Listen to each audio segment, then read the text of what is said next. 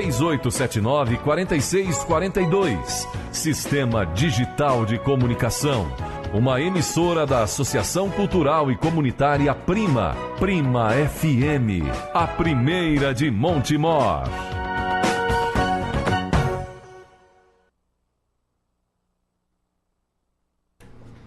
11h04. Bom dia a todos. Estamos abrindo a semana aqui na Rádio e TV Prima.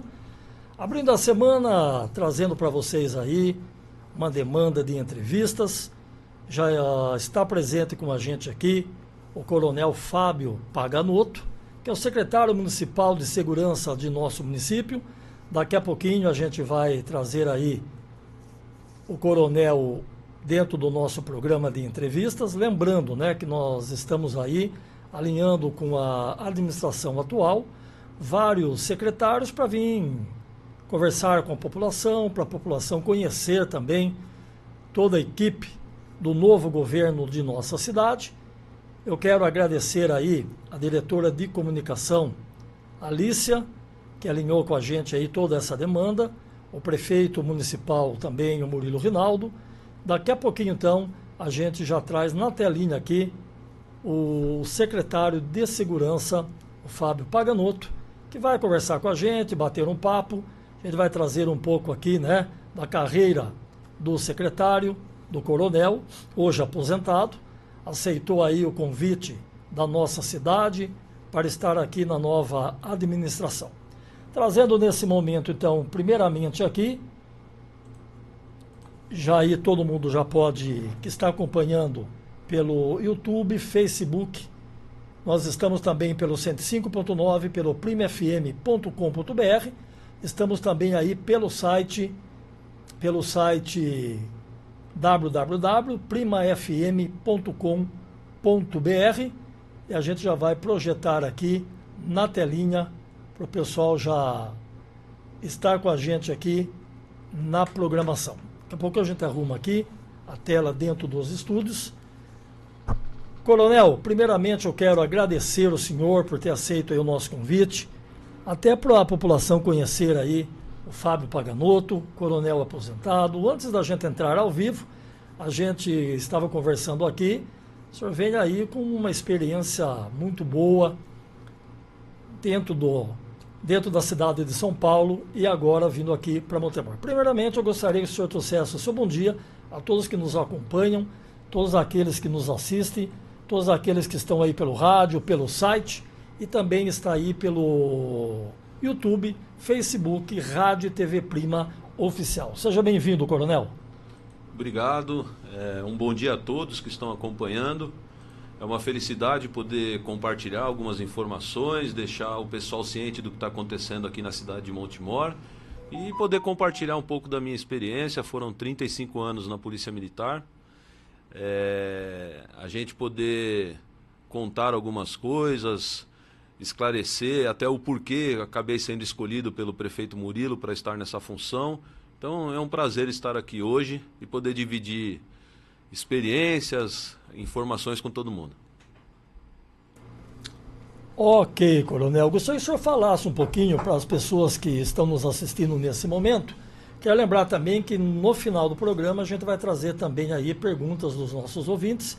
Gostaria que o senhor falasse um pouco aí quem é o Fábio Paganotto, aos nossos ouvintes, a todos que nos acompanham, e falar aí já junto, porque o senhor aceitou vir para trabalhar aí na segurança de nossa cidade. Fique à vontade e a gente está aqui para ouvir um pouco da história do coronel. Então, eu comecei na minha carreira militar muito cedo. Eu entrei com 16 anos na Escola Preparatória de Cadetes do Exército. Comecei aqui na região, em Campinas, em 1990. E ao término da Escola de Cadetes do Exército, eu já estava praticamente a caminho da Academia Militar das Agulhas Negras, quando resolvi prestar o concurso para a Academia de Polícia Militar do Barro Branco e continuar na carreira militar, que sempre foi meu sonho, mas um pouco mais próximo da minha família. Eu sou muito próximo dos meus irmãos e da minha mãe, então gostaria de ficar no estado de São Paulo. Tinha aquele receio de ir para o norte do país, lugares muito distantes, então para permanecer na carreira militar, eu acabei saindo do Exército e indo para a Academia da Polícia Militar. Mantenho contato com a minha turma, a turma General Penha Brasil, até hoje tenho grandes amigos, os últimos generais promovidos nesse governo são todos da minha turma, uma turma de gente muito bacana no início da minha vida. Aí fiz a Academia Militar do Barro Branco, fui declarado aspirante em 93 e fui comandar o policiamento na área central de São Paulo. Já é uma experiência muito, muito boa para quem é oficial de carreira do policiamento, porque o centro de São Paulo, eu brinco com alguns amigos, eu falo que é uma fábrica de psiquiatras, porque todo tipo de gente anda no centro de São Paulo, todas as forças do bem e do mal frequentam a cidade de São Paulo no centro dela. Então nós temos desde a Cracolândia aos principais fontes de poder do Estado ficam ali. Tribunal de Justiça, Ministério Público, OAB.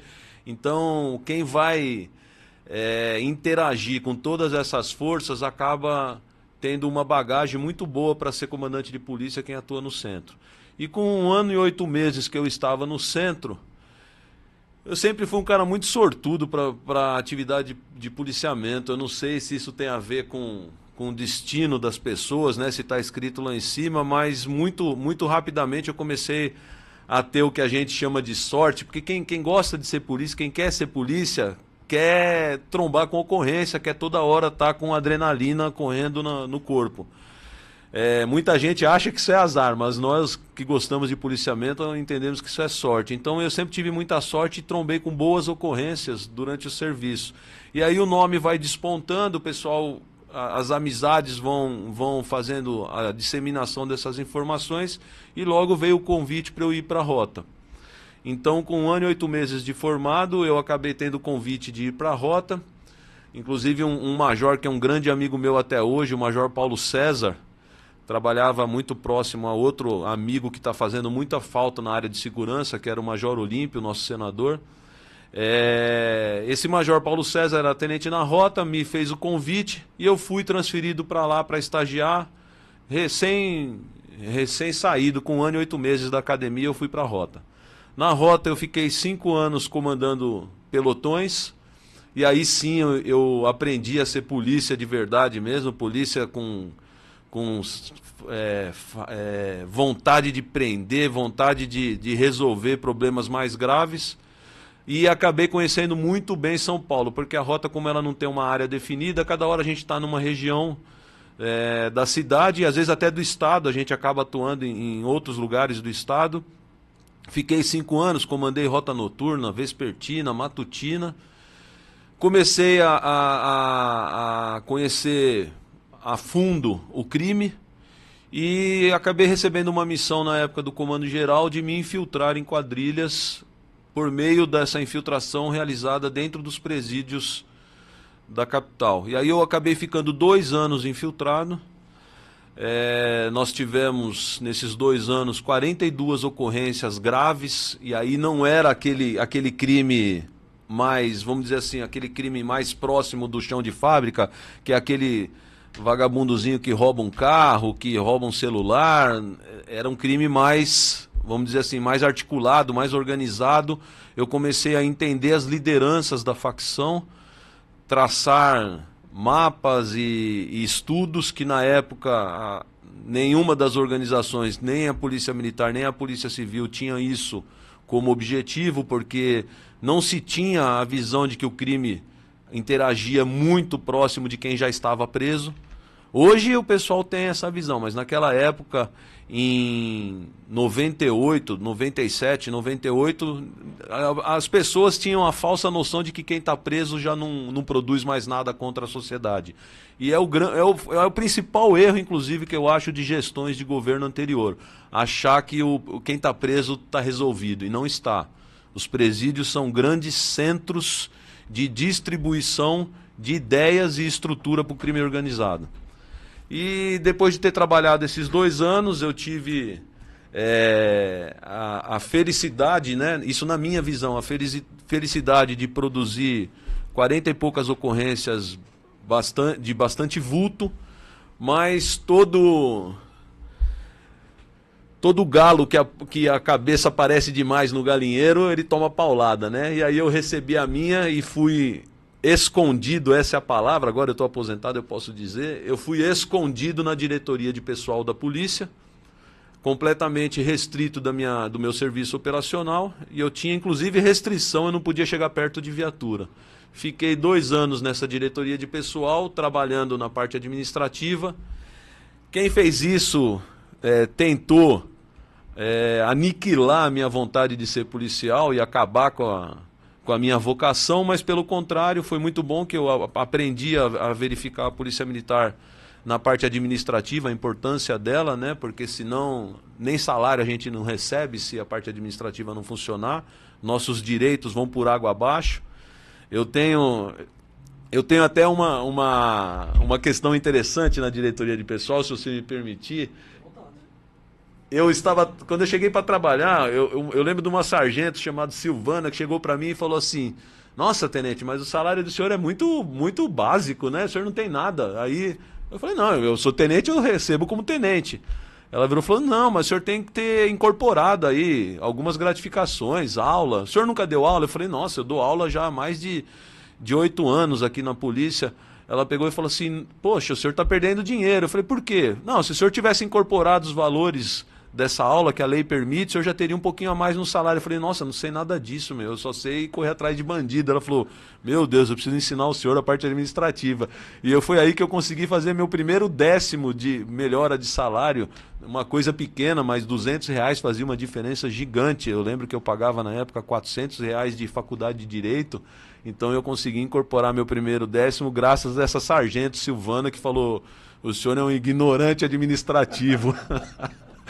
Mas foi muito bom esse período que eu fiquei de 2 anos e pouco na diretoria de pessoal, que eu comecei a enxergar a importância também da legislação, da parte jurídica e da parte administrativa, e não só ficar correndo atrás de bandido, que não é só disso também que a instituição tem necessidade. Daí, como eu ficava todos os dias na cabeça do coronel lá: pelo amor de Deus, me deixa voltar a ser polícia, eu quero sair do administrativo, eu não aguento ficar numa salinha trancado. Depois de 2 anos, eu acho que ele não aguentava mais eu implorar, e ele me autorizou, o então comando da instituição, que vinha me enchendo de restrições, disse para ele o seguinte: então deixa esse cara aí ser guarda, vai. Polícia ele não vai ser mais não, mas guarda vamos autorizar ele ser. E me autorizaram a uma transferência para o policiamento rodoviário. Só que o que acontece, quando eu cheguei no policiamento rodoviário, o comandante que estava na unidade, ele viu a minha medalha da rota no peito. E ele perguntou: você é rotariano, garoto? Eu falei assim: sou, sim, senhor. Ele falou: então você vai comandar o policiamento tático rodoviário, que está sendo criado aqui no sistema. Eu falei: não, eu não quero mais isso, porque eu não aguento mais apanhar, é muito sofrimento, eu quero ficar como um comandante só de trânsito. Ele falou: não, aqui comandante de trânsito é o que eu mais tenho, eu preciso de um com vocação policial. Estamos com muito roubo de carga, muito tráfico na rodovia, muito assalto. E você, junto com o capitão, que também foi rotariano, vocês vão criar e comandar o novo policiamento tático rodoviário aqui do sistema Anchieta Imigrantes. E eu acabei, apesar desse comandante da polícia à época achar que estava me reduzindo a um fiscalizador de trânsito, eu acabei comandando a tropa do tático rodoviário do 1º Batalhão, que foi uma experiência incrível. Eu consegui levar comigo para lá alguns sargentos e policiais da rota que eram meus parceiros, e ali nós ficamos 3 anos e meio fazendo um trabalho criminal fantástico no policiamento rodoviário. Mas como o ambiente de combate ao crime no policiamento rodoviário à época não era muito propício, porque a liderança de fiscalização de trânsito era muito maior do que a criminal, eu acabei transferido. E preciso deixar registrado que de uns 10 anos para cá, o policiamento rodoviário mudou a chavinha, e hoje a parte criminal é muito valorizada dentro do policiamento rodoviário, tanto que o policiamento rodoviário apreende 80% das drogas no estado de São Paulo. O responsável por essa apreensão é o policiamento rodoviário. Então, a chavinha, graças a Deus, nos últimos 10 anos mudou, e o pessoal entendeu que o policiamento rodoviário é uma força fantástica de combate ao crime organizado aqui no estado. Bom, daí desse policiamento rodoviário eu fui transferido para o 27º Batalhão, que era o responsável pelo extremo sul da capital. Então eu comandava a região ali de Parelheiros, Grajaú, Belmira, uma região bastante carente do Estado, de segurança, de saúde, de transporte, de tudo. Eu me lembro que eu ia nas reuniões do Conselho de Segurança Comunitário e eu ficava esperando que alguém viesse me trazer demanda grande de criminal, e as pessoas que vinham com roupa simples, chinelo em estado já quase de decomposição, pessoa muito carente mesmo, o pessoal vinha pedir para que a gente ajudasse a chegar à iluminação, e eles não pediam nem asfalto, eles pediam pedra na rua para conseguir passar com o carro. Então era uma região muito carente, e é muito bacana trabalhar em lugar carente porque você vê o retorno da atuação. Quando você trabalha num lugar onde as pessoas têm quase tudo, elas não dão muita importância com o trabalho policial, mas onde você trabalha em lugar carente, que está precisando, o retorno parece muito fácil. E na verdade essas pessoas que procurou o senhor lá foi para ter um ponto de apoio, né? Então, era muito mais apoio do que pedir algo. Na verdade, na terra de cego, quem tem um olho é rei, né? E era essa a situação ali. Quem podia ter acesso à polícia militar num lugar onde não tinha quase nada é a tábua de salvação, né? Então, é gratificante. A família sofre porque você leva 2h30 para chegar no extremo sul, eu que sou da zona norte de São Paulo, a gente se estressa. Eu brinco no ambiente da minha turma de polícia que a gente pega os colegas que se formaram, que foram para o bombeiro, na parte administrativa, eles têm a mesma idade que a gente, hoje eu tenho 51 anos, eles têm a mesma idade e eles parecem que têm 30. A gente que trabalha a vida inteira no policiamento em áreas carentes, você tem 50 e parece que está com 90. Porque o desgaste mental e físico é um negócio absurdo. A gente está sempre pressionado. Então, do fundão da Zona Sul, eu quando fui ser promovido a capitão, eu fui transferido para Brasilândia.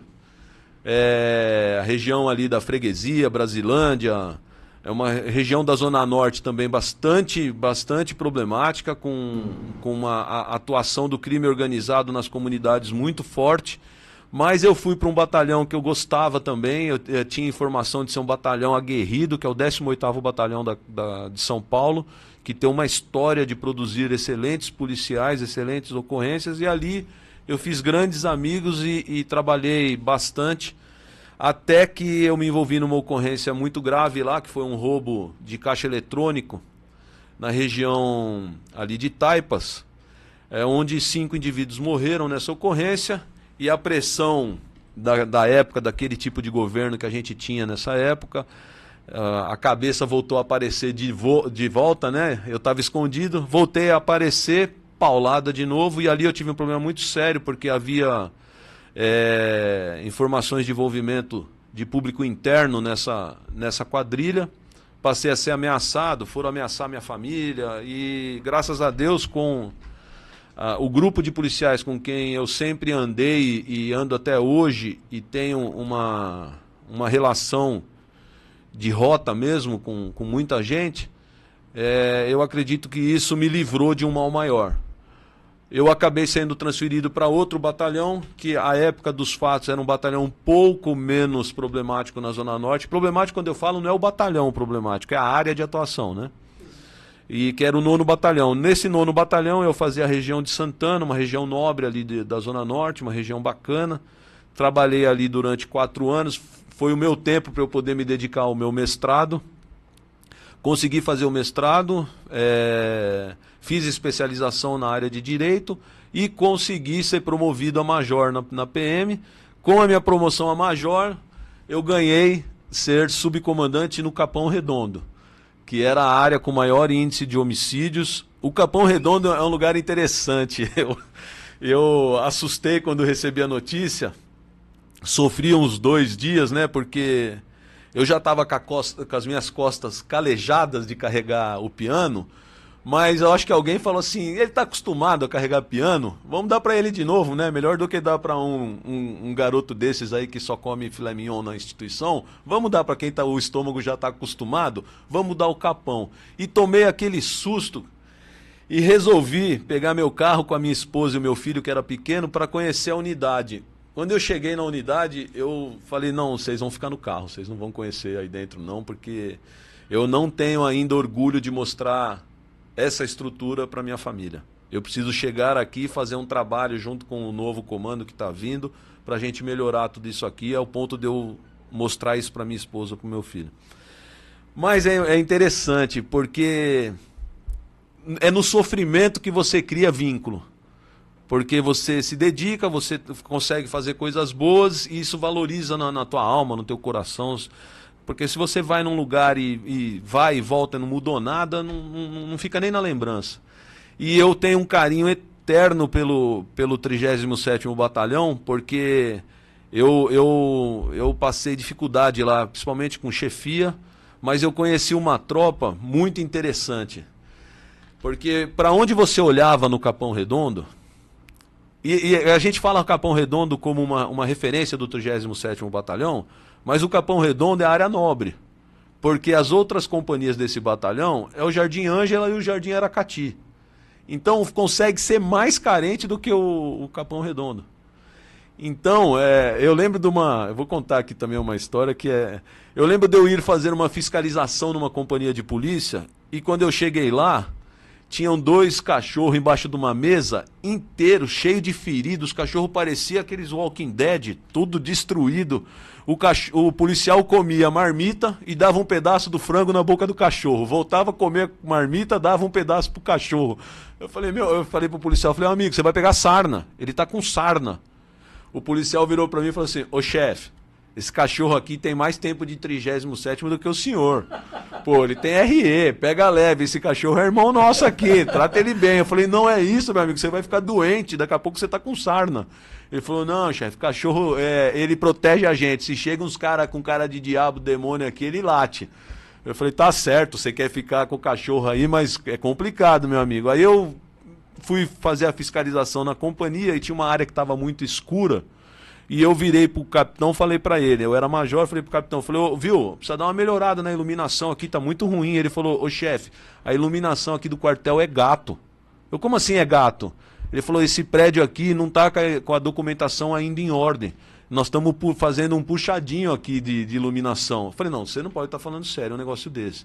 Ele falou, é a realidade aqui da nossa unidade. Eu falei, meu Deus do céu.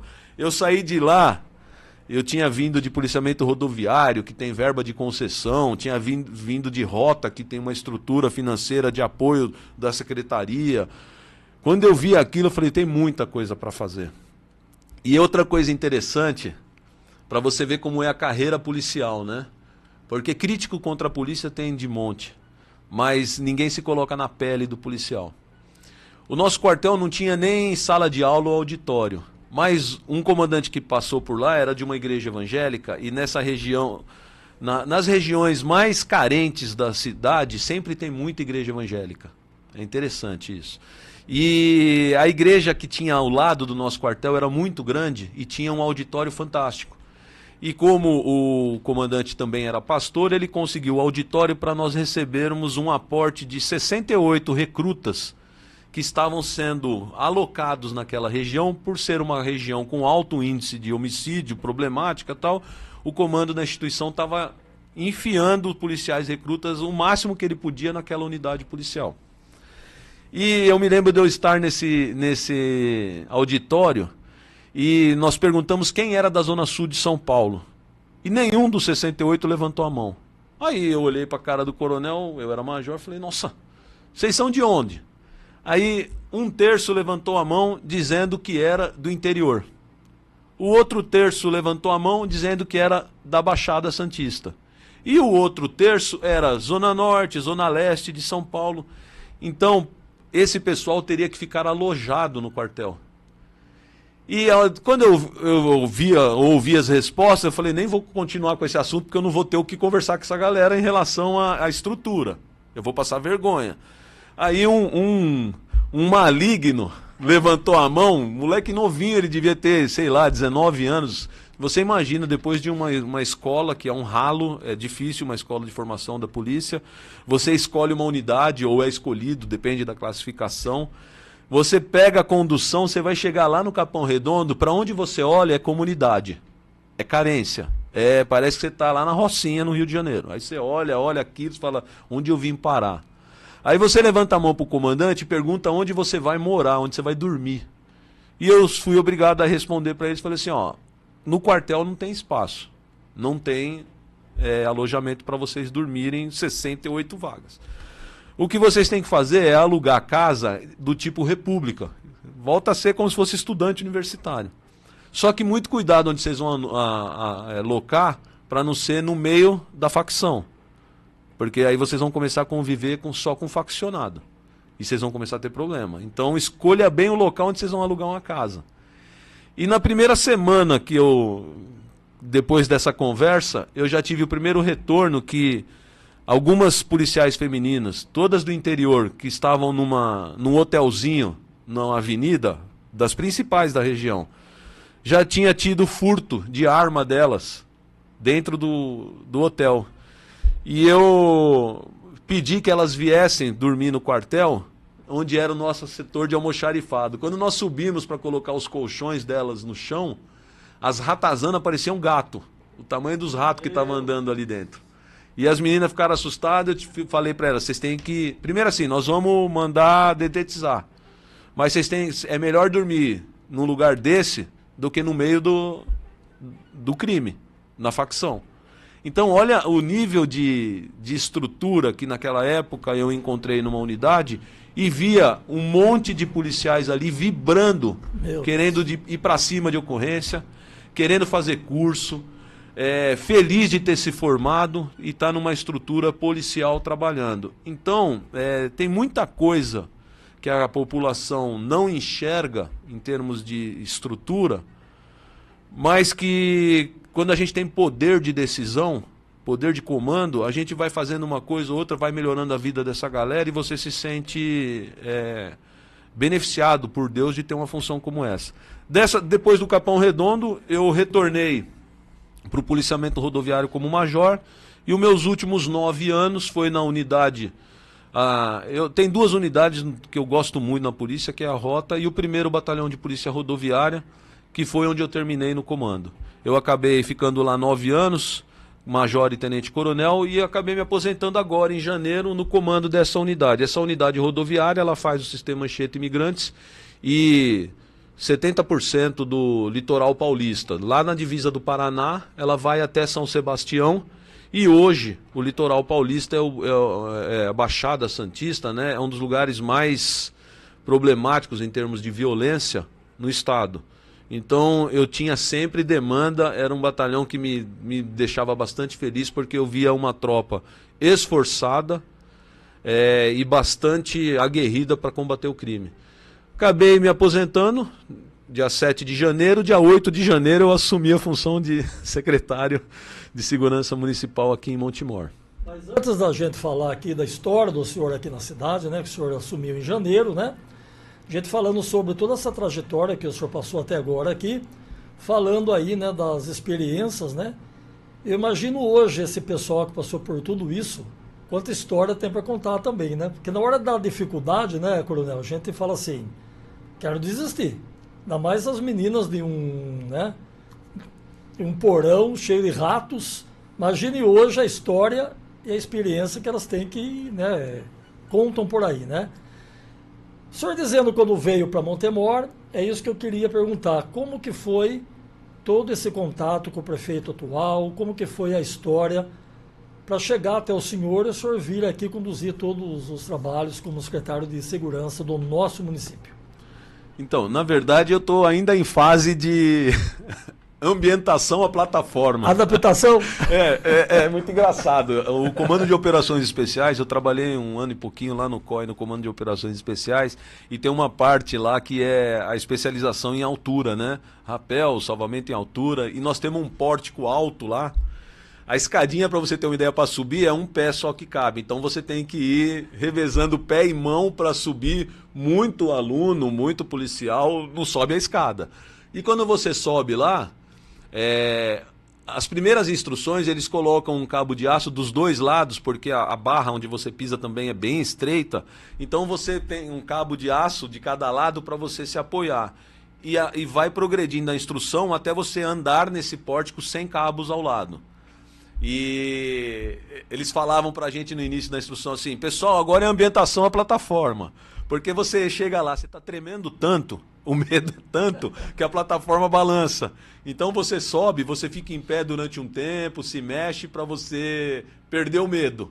Eu tô na fase da ambientação à plataforma. Por que eu tô falando isso? E o senhor acha que hoje o senhor tá mais balançando ou tá mais firme na cidade? Então, eu acho que agora em março a tremedeira parou.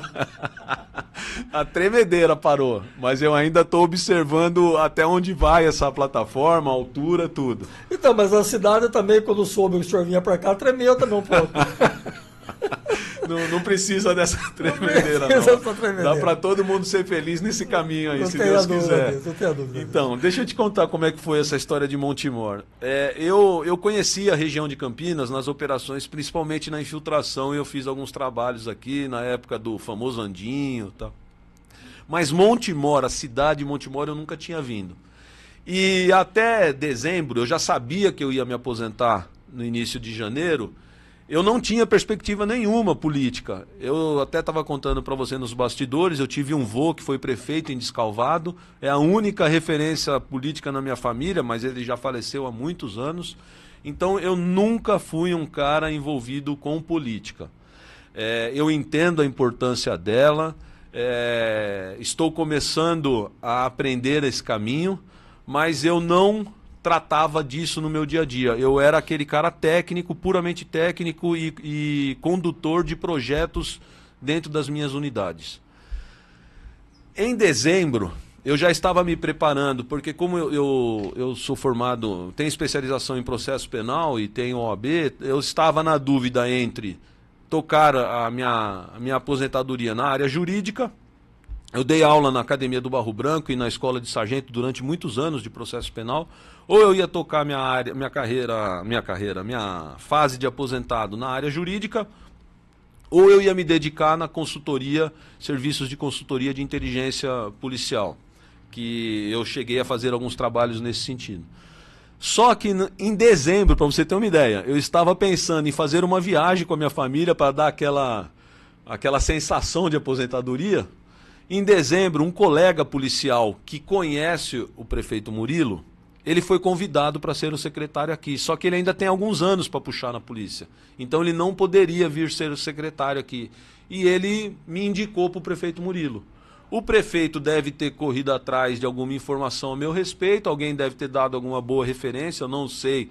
Eu ouvi dizer que o secretário Derrite deu boas referências a meu respeito, até agradeço, sou eternamente grato a ele por essa atitude. E o prefeito pediu para me conhecer. Foi na minha última semana, eu ainda vir aqui de serviço, eu estava ainda na polícia, vamos dizer assim, vim conhecê-lo. Conheci ele e o seu João, o pai dele. Tivemos uma conversa longa, e eu senti que ele, a esposa, o pai, a família, os amigos que estavam próximo dele, o vereador Bruno, esse pessoal estava imbuído de boas ideias para a cidade, que eles estavam querendo realmente trazer algo bom para cá, e eu senti decência no olhar deles, sabe? Você às vezes está conversando com a pessoa, você tem aquele retorno, fala assim, pô, esse cara aqui está me passando decência. E essa sensação que eu tive me deu uma animada. Aí eu falei para ele, eu acho que dá para a gente fazer alguma coisa boa sim. Só que eu não quero ser secretário como era secretário aqui anteriormente. Se for para fazer isso, eu não venho. E qual era essa questão? As gestões anteriores, e eu não acho que seja maldade não, eu acho que seja a falta de conhecimento. A Guarda Municipal é um ente é uma instituição que ela está subordinada à Secretaria de Segurança. A Secretaria de Segurança tem que ser um ente da prefeitura voltado à estratégia de segurança, gestão financeira, busca de recursos. Não tem cabimento você pegar um guarda municipal, dar a função para ele de secretário de segurança e manter ele dentro do quartel da guarda ou do departamento, vou dizer qualquer que seja o nome que você dê para a instituição, para ele ficar ali, como se ele, porque existe a figura do comandante da guarda. Quem comanda a instituição guarda municipal é o comandante da guarda, não é o secretário. O secretário, ele dá as diretrizes para o comandante da guarda. E o comandante leva as demandas ao secretário. Isso. Não sou eu que tenho que ficar definindo quem vai sentar em qual viatura. Sim. Não sou eu que tenho que definir as escalas. Eu tenho que dar um objetivo para o comandante da guarda e o comandante da guarda tem que se virar com a estrutura que ele tem. Porque se não for possível com a estrutura que ele tem que me trazer as demandas, eu tenho que entender que o que ele está me pedindo é correto e correr atrás. Entendi. Eu não sou guarda. Eu sou uma pessoa agora que sou um funcionário estratégico do prefeito. E isso era feito dessa forma anteriormente. O secretário de segurança era um guarda sozinho, sem estrutura nenhuma, que ficava dentro da instituição guarda, como se fosse mais um comandante. Qual é o reflexo dessa visão equivocada? São vários. Eu vou te posicionar umas 3 coisas que já me assustaram na chegada aqui em termos de gestão estratégica. E aí eu te falo que isso é um problema gravíssimo, que a população normalmente não acompanha, mas ela só enxerga os efeitos dessas decisões equivocadas. Quando você escolhe pessoas erradas para cuidar do seu dinheiro, o seu resultado vai ser falência. Isso é fato. E o dinheiro da prefeitura, esse dinheiro é do povo. Quando eu escolho pessoas erradas para funções estratégicas, eu vou gerar falta de qualidade de serviço, de zeladoria, de segurança, de área de saúde, educação. Então, me assusta muito quando eu vejo algumas escolhas em funções estratégicas. Você não pode escolher mal um vereador. Você não pode escolher mal um prefeito. Porque o estrago que eles vão fazer na sua cidade vai levar anos para corrigir. Anos. Tudo é muito complicado em termos de estrutura administrativa, legal. Então eu não vou ficar aqui fazendo suposições e falando coisas que todo mundo acha que já sabe. Mas vou dar um exemplo para você. Minha primeira semana aqui eu fui bombardeado com reclamação de bicicletas motorizadas. Sim, sim. Assim, o assunto até parece uma coisa pequena, mas pensa naquele idoso doente que não dorme por causa desse barulho. Pensa naquela pessoa que tem uma criança que brinca ali na rua e passa um retardado com equipamento desse em alta velocidade. Não tenha dúvida disso. Eu fazia uma brincadeira quando eu dava... Brincadeira, né? Eu fazia uma questão interessante quando eu dava aula na Academia do Barro Branco. Eu chamava os cadetes, futuros comandantes de polícia do Estado, da maior instituição policial da América Latina. E falava para eles assim, ó... E eu gostava de pegar as cadetes mulheres, porque algumas já eram mães. Então eu virava para elas e falava assim... Você é mãe? Ah, cadete. Sou. Eu, tá. Então vou te fazer uma pergunta. Hoje eu incorporei Deus. Deus entrou no meu corpo e virou para você e falou assim: filha, eu vou levar seu filho embora hoje. Eu preciso dele lá no céu. Você quer que eu mate ele baleado numa ocorrência? Ele é vítima de roubo e vai sofrer um latrocínio? Ou você quer que eu mate ele atropelado por um veículo na rua jogando bola? Era muito interessante quando eu fazia essa pergunta, porque eu olhava o olhar dos alunos e eles ficavam com uma cara de, como assim? Que pergunta é essa? E, pasme, várias pessoas me respondiam assim, Não, prefiro que ele seja atropelado. Vai morrer de tiro, assaltado. Porque quando você recebe a notícia que alguém morreu sendo assaltado, dá aquela consternação. Todo mundo, meu Deus do céu, olha o que o bandido fez. Matou o menino, matou o pai de família, tal. A família perde o ente querido da mesma forma. Atropelado ou vítima de homicídio, de um latrocínio. Para uma mãe que perde um filho, não importa a forma que ela perdeu, se não for natural e se for violenta. E as mortes no trânsito não são tratadas com a mesma intensidade que o crime é tratado. Com a mesma importância, nem pela sociedade. A sociedade não chora os mortos no trânsito, a não ser pai, mãe e irmão. E aí qual que é o grande problema? Quando você fiscaliza trânsito, a sociedade, por uma ignorância gigantesca, acha que esses pequenos desviozinhos de trânsito tem que ser tolerado. Quando a gente divulga a operação aqui de trânsito em Montemor, vê um monte de sem cérebro e fica colocando assim, vai pegar bandido, vai atrás de bandido. Não entendo o que é. Até o dia que o irmão dele morrer vítima de um irresponsável no trânsito. Tem a dúvida. Então, quando a gente é gestor de coisa pública, a gente tem que levar todos os assuntos sérios com a mesma importância, não só o crime. E hoje, quando eu cheguei em Montemor, eu estava sendo bombardeado pelo problema causado por essa irresponsabilidade no trânsito aqui, e eu fui me inteirar o porquê que a Guarda Municipal... Porque se você for parar para pensar, hoje a Polícia Militar tem um efetivo reduzido aqui em Montemor. Reduzido não, é o que ela tem possível ter. Média de 1, 2 viaturas no patrulhamento. A Guarda opera com 7, 8. Então, a demanda ela é dividida, a demanda de segurança pública, conforme o recurso que você tem. E o recurso da Guarda é maior que o da PM hoje aqui em Montemor. Então eu ficava pensando assim, por que a Guarda não atua nessa questão da fiscalização de trânsito, principalmente aqui em Montemor? Até porque vários prefeitos têm a ignorância, mas é a ignorância no jeito bom de falar, achando que Guarda Municipal é perda de recurso. É gasto, e não é. Guarda Municipal é investimento. Assim como a PM é o melhor investimento do Estado. E o senhor acha que no município, quem que atua melhor? A PM ou a Guarda Municipal?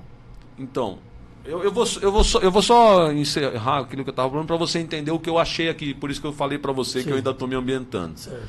Quando eu fui fazer essa questionamento do porquê que a Guarda não estava fiscalizando essas bicicletas, não adianta eu querer multar um dono de uma bicicletinha com motor. Ele dá risada na multa se ele ainda não te sacanear e te ofender, te desacatar. Na verdade, eu tenho que recolher essa moto para ela nunca mais sair do pátio. Isso mesmo. É isso. E aí eu fui perguntar, primeiro assim, a Guarda nossa não tinha equipamento para fazer fiscalização de trânsito, que são os talonários. Nem físico de recolhimento ela tinha. Ela tinha alguns talões de multa que poucos utilizavam, porque há anos os guardas... Para você ter uma ideia, de 83 guardas, nós temos só 20 habilitados para fiscalizar trânsito. Não fizeram a habilitação de todos. Meu Deus. E aí, não tinha talonário. Não tinha talonário e eles falavam, eu não vou perder tempo com isso, eu não posso aprender. Mas não aprende por quê? Não, porque não tem um pátio aqui. Aí eu fui atrás do único pátio que tem em Montemor. E chamei o proprietário. E falei para ele, amigo, por que não tem convênio com você? Ele falou, o senhor está enganado, secretário. Eu tenho convênio há 8 anos já, e o meu convênio é de 30 anos. Eu tenho convênio e eu nunca recolhi um veículo nesse município há 8 anos. E acredito que não vou recolher nos próximos 22. Aí eu falei, como assim? Ele falou, vocês têm convênio comigo, só que vocês não recolhem veículo. Eu falei, mas por quê? Quanto que eu tenho que pagar para você para recolher veículo no teu pátio? Ele, não senhor, o senhor está equivocado. O senhor vai receber dinheiro meu se o senhor recolher. Volta recurso para o município. Nossa. Uma parte do que é pago no veículo que foi apreendido retorna para o município. Então o senhor está deixando de fazer receita para o município. O senhor não fiscaliza trânsito, não corrige os erros nesse assunto na cidade e não produz receita para o município, que poderia voltar para asfalto, para compra de viatura, para um monte de coisa. O senhor está deixando de arrecadar. Aí eu falei, mas por que essa situação? Ele falou, porque ninguém quis assinar um convênio com o Detran para não deixar eu operar o pátio aqui, porque politicamente tinha gente que não gostava de mim. Aí nós fomos no Detran de São Paulo, conversamos com o Dr. Ágio, que é o presidente do Detran de São Paulo, e o nosso convênio está para ser assinado semana que vem. Nós fizemos toda a documentação, que não é simples. Havia um problema, porque a gestão anterior deixou o município sem possibilidade de emissão de certidão negativa de débito.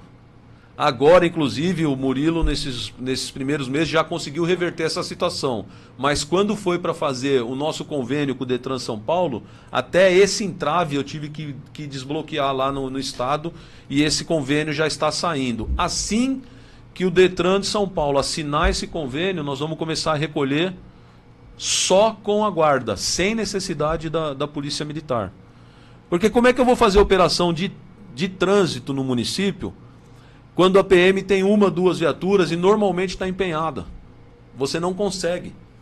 Então, pensa bem, um gestor de uma cidade, dos últimos 8 anos, tinha convênio com o pátio e por falta de uma única assinatura, não viabilizavam esse tipo de serviço governamental do município.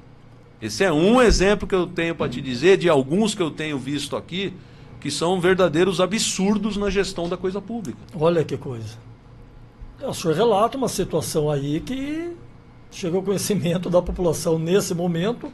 Eu não sabia disso e a gente realmente vê, né? Essas motinhos aí. Aí eu sempre falei, viu, coronel? Espera um pouquinho. Para moto precisa capacete, precisa carta. Que diferença tem? E outra, criança em cima de uma bicicleta dessa, né? Que pode ocasionar inúmeras situações no município, né?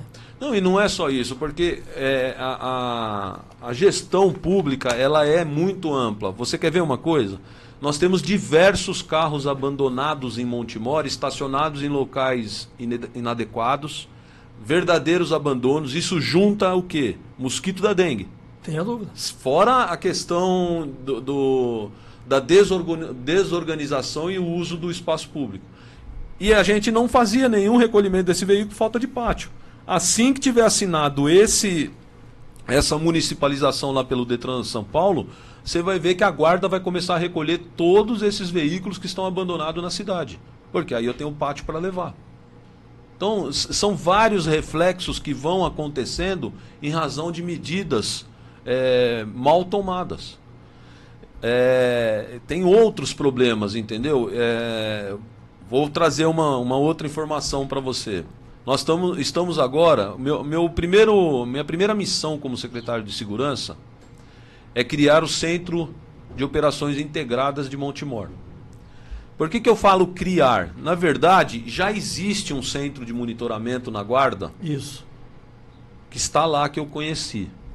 Qual é o grande problema lá? Não houve o investimento adequado, não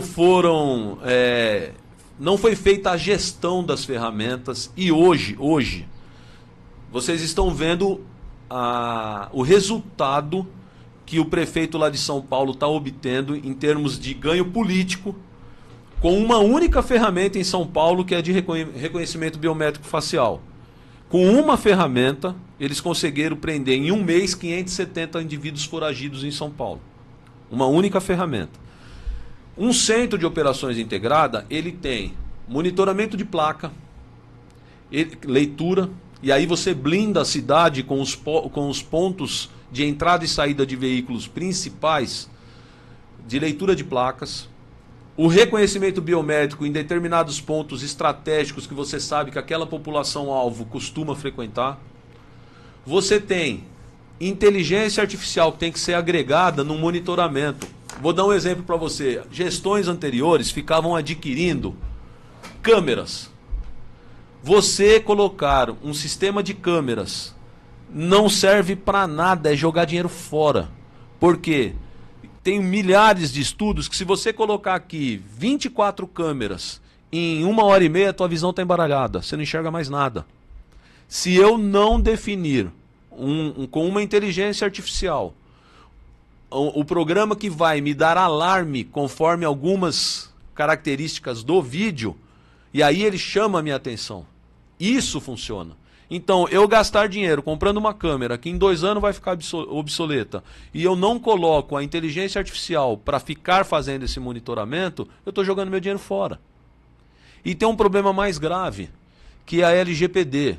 A Lei de Proteção Geral de Dados, hoje, gera uma série de restrições e responsabilidade no uso de informações.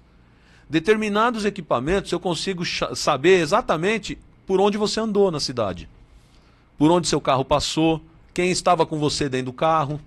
Isso tudo, imagina quais são as implicações disso. Então, hoje, não pode nenhuma força de segurança ter acesso a determinados equipamentos de inteligência sem ter descrito, regulamentado uma área de inteligência. Montemor não tem. Então, se você me perguntar hoje assim, ó, secretário, quais são os guardas que têm senhas de acesso para todas as ferramentas de inteligência? Ninguém vai saber me dizer. Eu vou ter que rastrear. E isso é dificílimo, porque você não sabe exatamente. A minha senha pode estar na mão de 5 pessoas. Então, não tem cabimento uma área de inteligência não ter uma porta com acesso por digital e com registro de entrada e acesso em todos esses equipamentos. A sala que tem lá na guarda hoje, ela é violável. Então, uma das propostas que eu fiz para o prefeito, quando ele me chamou, eu disse o seguinte: nós vamos criar uma Secretaria de Segurança, secretaria, não um carguinho para alguém ganhar um pouco a mais. Nessa secretaria, eu preciso ter uma mínima estrutura de inteligência, com controle de uso de equipamentos estratégicos. Vamos blindar essa cidade. E lá dentro a gente agrega outros serviços do tipo bombeiro. Nós estamos fazendo toda a política. Eu tenho a sorte de estar me aposentando agora em janeiro, e o atual comandante e o sub do bombeiro no estado são da minha turma. E por sorte, sem eu ter tido nenhuma ingerência nisso, Montemor já estava no planejamento de ampliação do Corpo de Bombeiros. Então vamos ter o Corpo de Bombeiros. Vai ter. Já está na fase de agora. Essa é outra informação também. Olha só como é a má gestão. Que bom que o senhor está trazendo informação aqui do programa. Olha como é o problema. Quando a gente entrou em contato com o bombeiro, e o bombeiro, para vocês terem uma ideia, um grupamento de bombeiro, ele responde às vezes por 50 cidades. Um quartel de bombeiro, onde fica um coronel. Ele desce para estruturas de subgrupamentos. E numa cidade como a nossa, desce num nível chamado posto de bombeiro. Então, é assim, ó, nós temos diversas cidades no estado sem corpo de bombeiro. Como aqui, Hortolândia, que atende Montemor. Então, para quem tem essa visão macro, um comando de bombeiro, se o seu município não tiver interesse e não correr atrás para trazer o bombeiro, ele tem vários outros correndo atrás. E quando a gente foi fazer contato com o bombeiro, dentro da prefeitura, da estrutura prefeitura, ninguém conseguia dizer para nós assim, eu não sei exatamente como parou a negociação. Se assinaram o contrato. Não, parece que não assinou. E a gente não achava documento com ninguém. Quando nós conseguimos trazer o comandante do bombeiro da região para cá, ele falou, amigos, vocês já estão com tudo assinado. Está pronto. Só ficou faltando vocês definirem um prédio para a gente se instalar e adequar esse prédio para a gente entrar. E quando ficou nessa fase, houve uma ingerência em relação ao bombeiro civil, falaram, isso é o que chegou para nós, né? Falaram que, vai tirar o emprego dos bombeiros civis aqui de Montemor, então é melhor não trazer o do estado. Deixaram de lado toda a negociação com o bombeiro, e o bombeiro foi cuidar da vida dele, o bombeiro do estado. Porque agora Montemor tem aqui, né, o voluntário, né? Então, esse é o problema. Esse é o problema.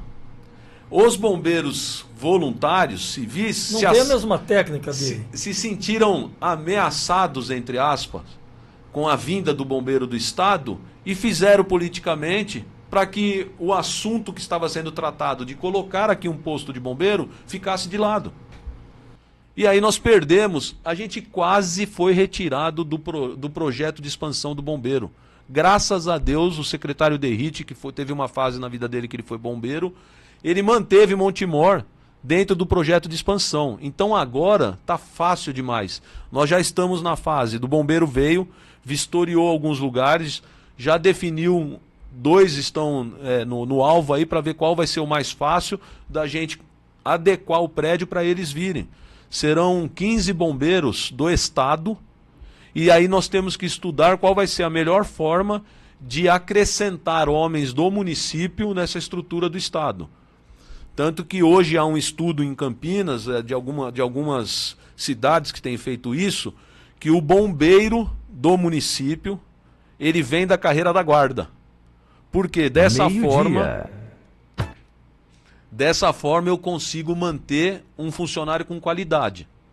Porque se eu contrato ad eterno para ser bombeiro, a hora que ele já está com uma certa idade e perde a rigidez física, pro serviço de bombeiro ele fica complicado. Então todos esses estudos já estão sendo feitos e o bombeiro virá para Montemor. Mas é outro assunto que a gente percebe que foi tratado de forma simplista demais para ser educado em gestões anteriores. Por isso que a gente não tem bombeiro. Então, agora nós já conseguimos uma casa, estamos começando a estruturar essa nova secretaria. Surgiu, só não cortando o senhor, surgiu que pode ser lá no Clube Joaquinzão. Não, o Joaquinzão está sendo estudado para ser a nova sede da Guarda. Nova sede da Guarda. Por quê? Porque Montemor, por enquanto, ainda é uma cidade com dificuldade de recurso. E uma forma da gente poder investir em outras coisas é se livrando de alguns gastos de uma forma inteligente. Hoje, a sede lá onde a Guarda está é uma locação alta. O Joaquinzão é do município. Então, se a gente conseguir adequar o Joaquinzão para a nova sede da Guarda, eu me livro daquela locação que é custosa para a pasta da Secretaria de Segurança. Então, para lá iria a Guarda. Nós estamos, a sede da Secretaria está ali no Parque Imperial, na Dom João VI. Na Dom João VI. É uma casa pequena, porque como é muita estrutura de equipamento de inteligência que vai para a nova secretaria, a casa não precisaria ser uma casa grande. Ela tinha que ter pouco tamanho, mas uma estrutura boa para equipamentos. E na área central da cidade, por questão de internet, questão de sistema de frequência de rádio. Então nós conseguimos uma casa pequena, que antigamente era utilizada como casa de passagem, e vai ser estruturada ali a Corregedoria da Guarda e o Centro de Operações Integradas. E nós vamos agregar nesse centro a Defesa Civil, o Bombeiro, um policial militar e o despacho da Guarda, junto com a inteligência. Ou seja, a gente quer ter ali um centro multidisciplinar. Quando acontecer alguma coisa aqui na cidade de Montemor, nós estamos com todos os recursos ali muito fáceis de serem administrados. Ok, secretário, a gente está chegando aqui no final do programa, depois a gente vai trazer a participação aqui dos ouvintes. Eu gostaria que o senhor falasse um pouquinho da operação de carnaval, considerando aí o carnaval em Montemor foi um sucesso, né?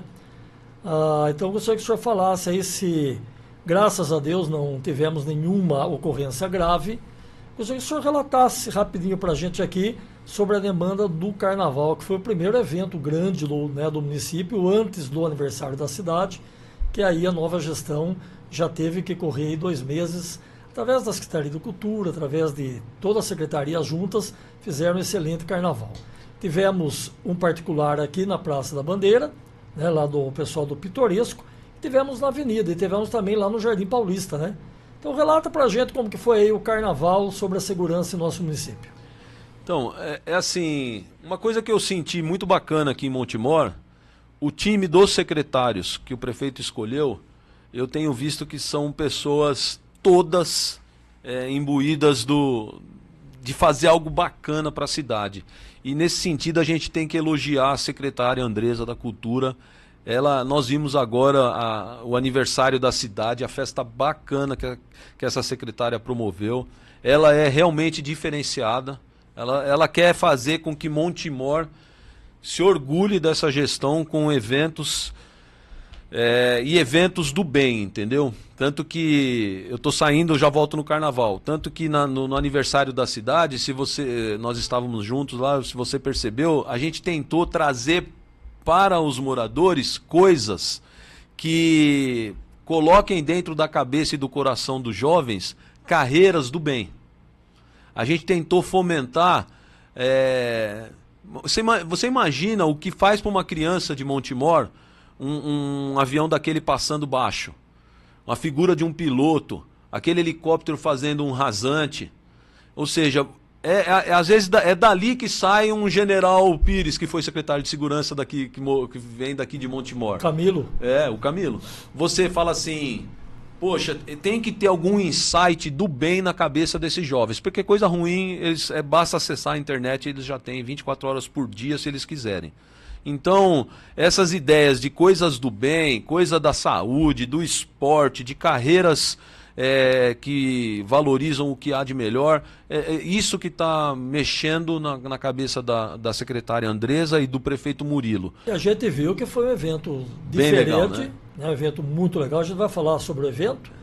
Sobre o carnaval, então, né, a gente teve aí... O carnaval, o que eu tenho para falar para você de carnaval? O carnaval era algo que estava deixando a gente um pouco preocupado. Por quê? Porque foi a única cidade daqui da região que teve carnaval.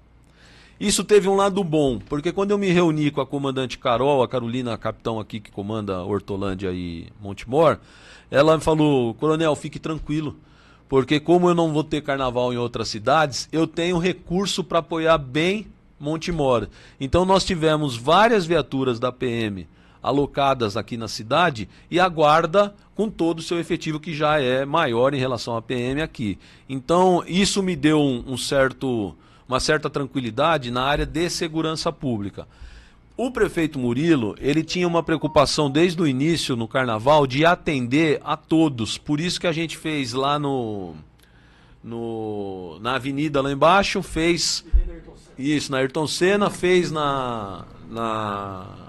Pitoresco aqui na Praça das Bandeiras e fez lá no Paulista. Então ele queria proporcionar o máximo possível para pessoas que não tinham condições de vir para o centro.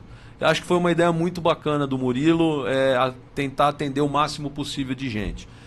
Só que uma coisa que eu preciso deixar esclarecido aqui é o seguinte.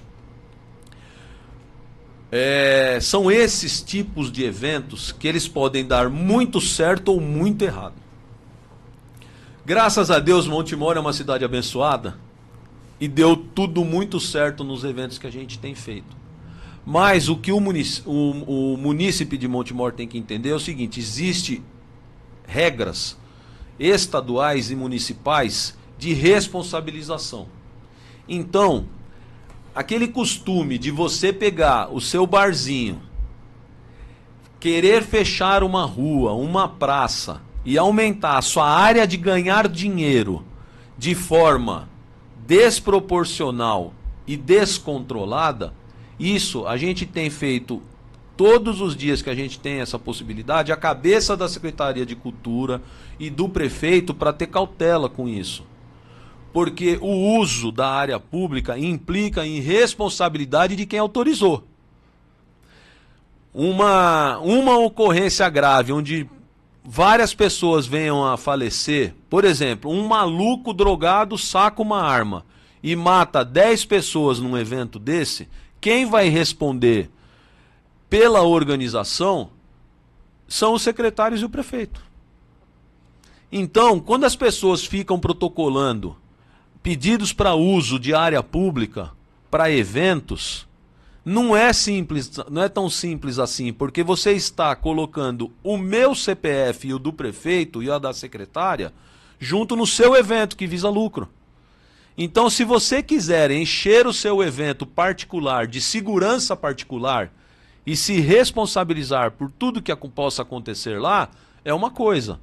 Agora, você querer fazer uma festa sem nenhum planejamento ou gasto seu na parte de segurança, não é dever do município nem do Estado fazer a segurança do seu evento particular. E nem deveria se prestar o uso da área pública para aumento da sua área de ganho privado. Então, eu tenho percebido uma enxurrada de pedidos na secretaria, porque eu estou respondendo pela mobilidade e trânsito também, onde as pessoas estão um pouco equivocadas do que é público e do que é privado. O que é público, essa gestão, apesar do prefeito querer muito atender a todos, que o prefeito, ele, se pudesse, ele atendia todo mundo o tempo todo. Mas a gente que é técnico, e foi para isso que ele chamou a gente, tem dado algumas orientações para ele. Ó, vamos ter cautela com segurança, com tudo, porque deu tudo muito certo, mas podia ter dado errado. E Montemor, o carnaval foi fantástico. Nós não tivemos nenhuma ocorrência grave. Por quê?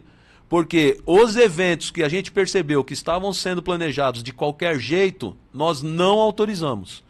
E focamos toda a estrutura do município e com o apoio da PM naquilo que a prefeitura estava organizando. E por isso que deu certo. Corretíssimo, corretíssimo. Eu ia falar com o senhor aqui sobre operações de fiscalização de trânsito, operações que visam a prisão e atuações de moto e bicicletas motorizadas, mas o senhor já explanou para a gente aqui sobre esse tema. Sobre o talemário eletrônico, né, que foi adquirido aí para agentes de trânsito para facilitar a atuação para os agentes também, o senhor falou sobre isso. Sobre o novo prédio, que está em andamento, sobre o novo prédio aí da nova sede da Secretaria de Segurança. E agora vamos só, para finalizar aqui, secretário, falar também do aniversário da cidade, né? Um evento muito bonito, um evento diferente, um evento que não proporcionou shows de grandes artistas, como todo ano vinham para a cidade, que eu acho também é legal, mas foi tudo centralizado lá no Parque Central Parque, né? Lá houve demonstração da Guarda Municipal, muito bonito, o cão e tudo aquilo que a gente viu, sobre a Esquadrilha da Fumaça, sobre também da Polícia Militar. Depois teve shows na parte mais à tarde para a noite. O lugar lá é maravilhoso, o pôr do sol lá é fantástico. Então foi um evento assim que marcou. E o que a gente ficou mais feliz, que a cidade inteira aplaudiu, a cidade inteira abraçou. E quantos vídeos a gente viu de pessoas que não foram lá, mas da própria casa via, né? E fazia aqueles vídeos. Então eu posso dizer para o senhor, aqui num tom de brincadeira, que esse evento foi um tiro no olho do mosquito. Foi um tiro de calibre 12. Foi um tiro nos olhos do mosquito, meu secretário. Desculpa da brincadeira à parte. Na verdade, mas foi certeiro aí o evento, né? No planejamento, a gente nem tinha a noção do quanto aquele lugar foi adequado para esse evento. Para você ter uma ideia, o capitão da Força Aérea chegou para nós e falou o seguinte, falou assim, eu não me recordo de uma apresentação da Esquadrilha da Fumaça num lugar com tamanha possibilidade de enxergar todas as manobras, com um horizonte tão livre para ver. Foi muito legal. Eu tive que descer uma hora para verificar um possível local de pouso para o Águia, depois da esquadrilha, e a hora que eu vi aquela multidão no morro assistindo a esquadrilha, eu tive a real noção do quanto a cidade abraçou o evento. Esse mérito é todo da Andresa e do prefeito, que tiveram uma ideia fantástica, e eu vou te dizer, viu, vai vir muito mais, porque com toda a imensa dificuldade que nós assumimos essa gestão, já ter feito esse evento dessa magnitude, fazendo tanta coisa, imagina a hora que os problemas já estiverem resolvidos. E falo para você, não são poucos os problemas deixados. Nós chegamos a alguns setores, pegar computador onde todo o histórico foi apagado.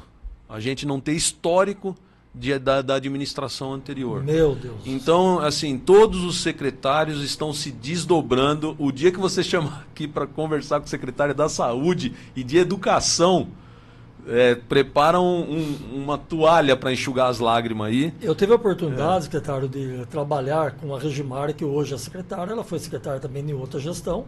E na época fui diretor de esportes na pasta dela, né? Então a gente sabe aí do trabalho da Regimara, como o senhor citou. E a gente vai estar recebendo a Regimara aqui também para falar sobre as demandas da educação.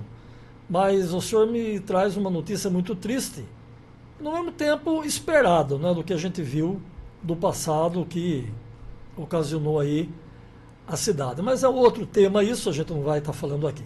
O senhor está falando da Esquadrilha da Fumaça, e eu vou printar aqui algumas imagens que o senhor pode assistir daqui a pouquinho aqui.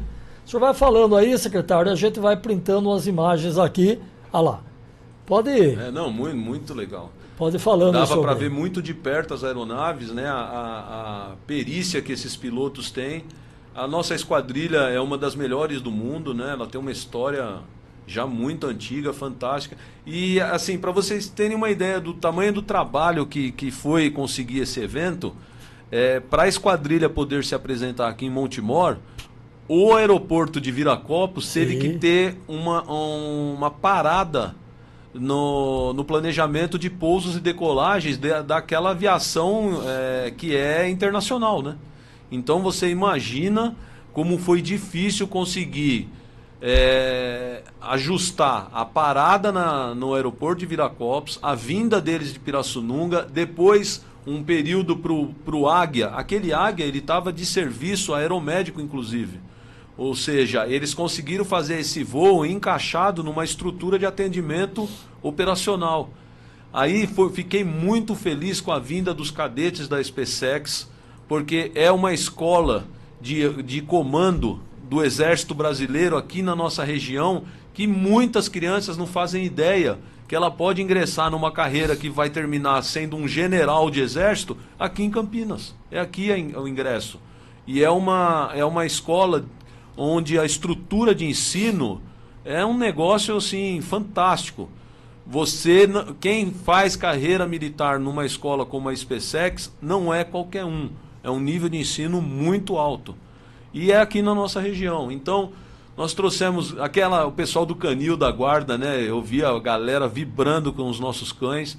Então, tudo isso aí é aquilo que eu tinha te dito no início. Traz na mente, na cabeça, no coração dessas crianças uma opção diferente daquela que muita gente tem pregado aí, conforme as letras dos batidão, funk, esse tipo de música aí que só traz coisa ruim na cabeça dessas crianças de hoje em dia.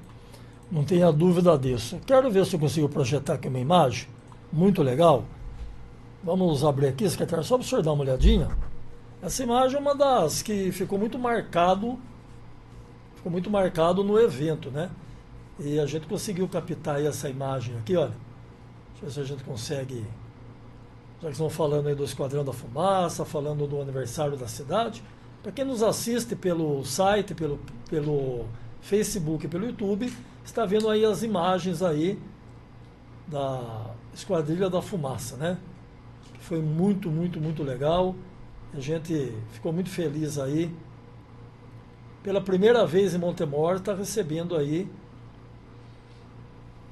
esses artistas. Você sabe que no final do evento o prefeito chegou para mim e falou: caramba, coronel, agora o sarrafo ficou muito alto, o que nós vamos fazer ano que vem? Falei, deixa com a Andressa que ela vai arrumar um jeito de um Elon Musk pousar o foguete dele aqui. Vamos trazer a NASA. Trazer a NASA. E a gente tem que salientar também aqui que tivemos a colaboração também do nosso amigo Rodrigo, né? Sim. Do Rodrigo tem uma loja aqui ao lado, e o Rodrigo também parece que articulou tudo isso, né? Não, o contato com a esquadrilha foi o Rodrigo que promoveu. Se não fosse o Rodrigo, eu não sei se a esquadrilha viria. Ele teve um papel notável aí nesse link com a esquadrilha. E o senhor acha que também deu tiro nos olhos do mosquito? Não? Ele de 12 também. Secretário, eu gostaria de ficar com o senhor aqui o dia todo. A gente sabe dos compromissos também. Estamos chegando aí a 1h18 o nosso bate-papo. Espero ter contribuído. Eu quero que o senhor volte várias vezes aqui, porque ainda muitas coisas vão surgir e a gente vai estar conversando. Eu quero só registrar aqui pelo Facebook o Rodrigo Oliver. Bom dia, Risca e Coronel Paganoto.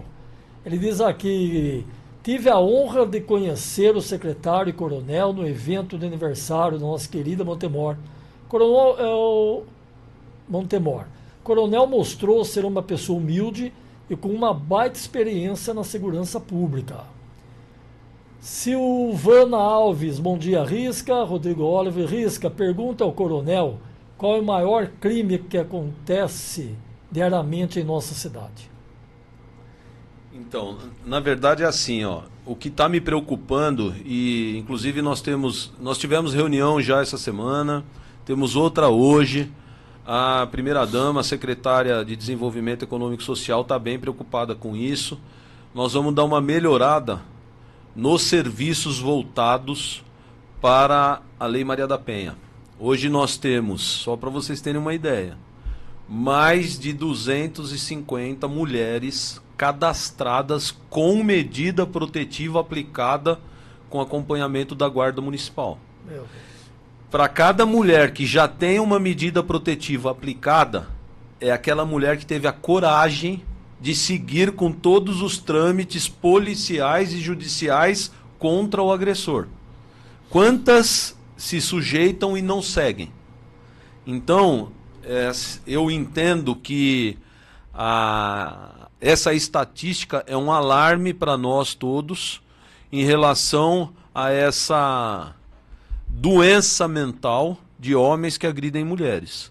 Então, assim que tiver tudo pronto com a criação do COI, nós vamos trazer algumas medidas que vão ser instaladas aqui em Montemor, voltadas a esse assunto. Tecnologia que vai ser disponibilizada para as mulheres de Montemor, para fazerem denúncia em tempo real, imagem, acionamento de pânico. A secretária Milena está construindo toda uma estrutura de atendimento, porque não adianta nada uma viatura ir até o local, cessar a agressão, separa o casal e você abandona aquela mulher na mesma situação de vulnerabilidade. Se ela não tiver amparo do município, do estado, ela não tem nem coragem de tomar as atitudes, porque ela continua numa situação de risco. E o agressor fica revoltado para fazer coisa pior, né, coronel? Não, e o problema, o agressor, ele tem o mesmo sentimento do cara que assalta, do cara que mata, do cara que trafica, que é aquele sentimento que alguns crimes compensam. Eu prefiro agredir a minha esposa e ficar um pouquinho na cadeia, mas fazer ela entender quem é que manda. É assim que o cara pensa. É assim que o cara que assalta pensa. Eu prefiro resolver meu problema financeiro se eu tiver que ficar 3 aninhos e meio na cadeia. O cara que mata, eu prefiro aniquilar aquele meu inimigo porque eu vou puxar pouco tempo de cadeia. Então todos os criminosos, não importa a natureza do delito, hoje colocam numa balança mental muito rápida se compensa aquela atitude para aquilo que eu vou ter como revés. O revés nosso é mínimo. Olha o quanto o secretário Derrite tem falado em relação à reincidência criminal. Só que assim, eu tenho 35 anos de polícia. Desde o meu primeiro dia de polícia eu já sei dessa reincidência. Isso é sistêmico do nosso povo e da nossa justiça criminal. Ninguém fica preso o tempo ideal para se sentir da seguinte forma, não vou fazer... Porque a pena no nosso país ela tem 2 sentidos. Punir aquele que cometeu e fazer com que ele pense e não faça mais, ou seja, ela reeduca e ela reprime e faz com que o cara, né, não cometa. Só que ela serve de exemplo para quem está pensando em cometer. Esse sentido é o que a gente está perdendo demais. Porque quem está pensando em cometer crime, quando ele vê o cara que cometeu voltar para casa dele rapidinho, ele tem certeza que vale a pena. Entendeu? Então, o grande problema nosso é esse, a natureza dos delitos, não importa qual seja. As pessoas que estão cometendo delito estão com certeza de que vão ser pouco reprimidas pelo fato que cometeu. É isso. E a agressão psicológica também é muito mais grave, né? Ela não deixa marca no corpo, mas deixa psicologicamente. Não, nessa questão Maria da Penha, você destrói família, você não destrói mulheres, né? Não tem a dúvida. O filho... A gente viu um caso agora aí, do pai pegar o filho, jogar embaixo de uma ponta para agredir a mãe. Então, e você trouxe um caso agora, que é um feminicídio que nós tivemos aqui na cidade, daquela garota de 25 anos grávida, que foi morta e ia já ser queimada dentro dos pneus, só não foi carbonizada totalmente, porque o pneu, acho que deve ter chovido, ou o pneu não entrou em combustão total, ele parou de queimar, só queimou as costas, um pedaço da cabeça e tal. Essa vítima era irmã de um policial militar. E como que, para você ter uma ideia, como que algumas informações muito estratégicas para desvendar esse crime chegaram até o delegado de polícia? Por meio de monitoramento por imagem, de carros que passaram no local. Então, a tecnologia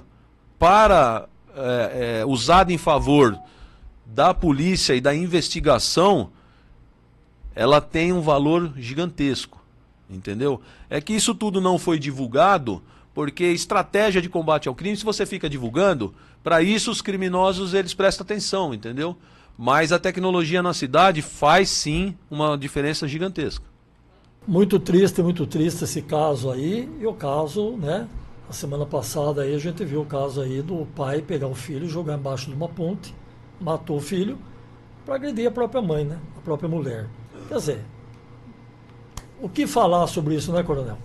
Tony Teixeira Silva, parabéns ao nosso secretário de Segurança, lembrando, Risca, já conversei com ele, o mesmo sinalizou a favor da implantação da escola cívico-militar, que será uma ferramenta espetacular na educação das nossas crianças, fazendo segurança e disciplina. O Tony, ele é um lutador por esse assunto. O Tony até manda um abraço gigante para ele. Eu não estou... Me desculpe se ele a perceber, achar que eu fico às vezes irritado com as cobranças dele. Não, pelo contrário. Eu sou realmente... Na verdade é assim, eu sou filho de professora, minha mãe deu aula há 46 anos, eu dei aula 15. Todas as minhas tias são professoras já falecidas, então a área de educação eu entendo 100% da importância dela. Na verdade, a única questão é o seguinte: o dia que você entrevistar a nossa secretária de educação, você vai entender em que situação ela pegou a educação municipal. Então, hoje ela tem uma demanda gigantesca para resolver problemas urgentes e graves. Nós temos escolas com risco por exemplo, de queda de uma caixa d'água. Nós temos escolas em que não tem um ar-condicionado, e a gente sabe como essa cidade aqui é quente. Então, é difícil você escolher prioridades. Eu, se estivesse no papel de uma secretária de educação, eu preferiria resolver coisas urgentes e de risco do que alguns outros assuntos. E você construir uma cidade cívico-militar tem algumas etapas. Essa escola tem que vir verba para esta finalidade, porque tem muito pai e mãe que não concorda com a metodologia militarizada de ensino, e tudo certo. Por que eu sou a favor? Eu sou a favor da opção. Se eu quiser colocar a minha criança numa cidade, numa escola totalmente liberal, onde não tem nem cobrança se entra e sai da escola, e eu quero isso para o meu filho, que eu tenha uma escola assim.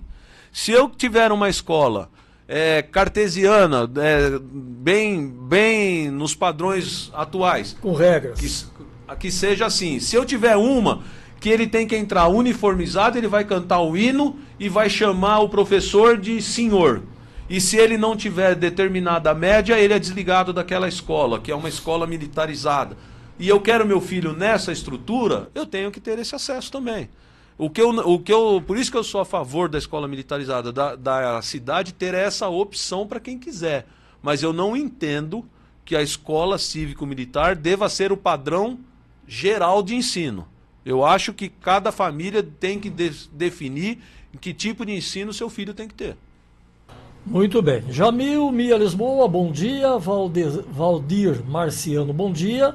O Tony, só para concluir aqui o que ele falou, né? Agora estou preocupado porque o mesmo não está acontecendo com a Secretaria de Educação. E o povo está esperando uma resposta positiva dessa secretária. O prefeito sinalizou a favor, mas acredito que a secretária vai rever este conceito. Foi dentro do que o senhor falou, da opção do que ficou para o município para ela cuidar primeiro, né? Não, eu já tive conversa com a secretária, ela não é contra. Ele está enganado, viu, Tony? A secretária não é contra. O problema é assim, se você tem uma casa que você precisa cuidar do alicerce porque ela está com risco de desabamento, você vai colocar um quadro bonito dentro dela? Não dá. A secretária hoje está voltada a resolver problemas que ela não fica abrindo isso para todo mundo, porque ela nem tem tempo para isso. Mas na última reunião de secretariado que nós tivemos na prefeitura, eu entrei triste e saí feliz. Porque eu entrei preocupado com coisas graves que eu precisava resolver e eu saí feliz que eu estou muito melhor que ela. Ela tem muito mais problema para resolver, gravíssimo, do que eu. Hoje ela tem um problema, para vocês terem uma ideia, até de merenda. Falta de mão de obra para fazer merenda. A merenda de qualidade boa que os pais e mães tanto cobram, ela tem uma série de problemas relacionados à mão de obra para fazer essa merenda. Aí você acha que ela vai conseguir fazer todo um projeto de verba, de correr atrás do Estado, de liberação, de estudo, de impacto, de tudo isso, de uma escola cívico-militar? Ela não está negando isso. Ela também é a favor, assim como o prefeito é, mas tem que ter um momento adequado para abraçar determinados projetos. Correto, muito bem explicado.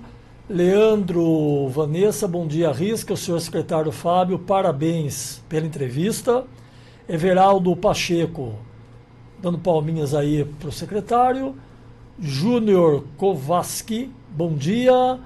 Eduardo Penati Pierrini, bom dia a todos. Bruno Ivan Búfalo, bom dia, Risca, bom dia, secretário, portal de notícias Montemor acompanhando nossa entrevista. Marcos Albrecht, bom dia, Ricardo, bom dia, secretário. Renato Ferreira, bom dia, Risca, bom dia, secretário. O Eduardo disse que está sendo excelente nosso bate-papo. O Bruno Ivan Búfalo, esse secretário tem o meu respeito, baita profissional. Eliano Ramos, boa tarde, sucesso. Júlio Vinícius, boa tarde. O Bruno diz, queremos ver o secretário em nosso podcast da rádio, que é o Resenha no Ar. É só convidar que eu vou. Esse resenha acontece toda terça-feira à noite aqui, viu, secretário? Só me convidar que eu venho. Aí é no mesmo local que o senhor está, Boa. mas é outra dinâmica, Boa. viu? Qualquer coisa o senhor leva os dois apresentadores presos também, não tem problema, viu? Eu autorizo sair daqui com eles presos. Tem muita história para contar. Muito legal. Cosme Silva, bom dia a todos. Está aí o pessoal pelo Facebook. Vamos ver rapidinho aqui também pelo YouTube. Professor Fio, vice-prefeito. Esse é parceiro. Parabenizando o secretário pelo trabalho. Podcast Vibes, parabéns Risca e parabéns secretário. Leandro dos Santos, Matheus, quando abre concurso para GCM, Montemor, comando? Está querendo saber sobre o concurso. Então, foi até bom ele tocar nesse assunto. Eu só não vou falar que é o meu objetivo principal, porque como eu me comprometi com o prefeito Murilo a criação do COI, do Centro de Operações Integradas, esse eu tenho que cumprir, senão eu vou ser mandado embora. Mas, eu em termos de compromisso profissional e decência da minha parte, eu preciso reestruturar esta guarda. E quando eu falo reestruturar, é o seguinte: a nossa guarda municipal, ela tá... Vocês estão vendo uma movimentação, muita coisa eu estou achando que é esperteza política.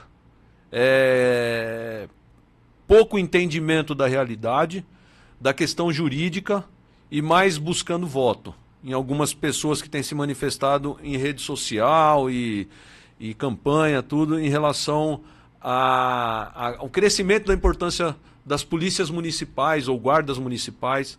Eu, para falar a verdade, quando me perguntam, eu digo para você o seguinte: não me importa o nome que vai ser dado. Você pode me chamar do que você quiser, desde que você me dê estrutura para trabalhar com dignidade e estrutura para ser um ser humano decente, Porque eu não posso botar uma farda ou um uniforme para trabalhar e eu ter uma vida completamente desestruturada. Porque uma hora isso vai chocar. O resultado disso é ou um suicídio ou uma ocorrência que vai ter um resultado péssimo. Porque a pessoa não vai estar bem psicologicamente e nem fisicamente. E aonde eu estou querendo chegar com essa conversa? A nossa guarda, ela ganha cada vez mais importância para os municípios. E eu vou continuar chamando de guarda porque eu volto a dizer, o nome não me importa. O que importa é o seguinte, nós temos uma instituição voltada ao atendimento do que o munícipe precisa.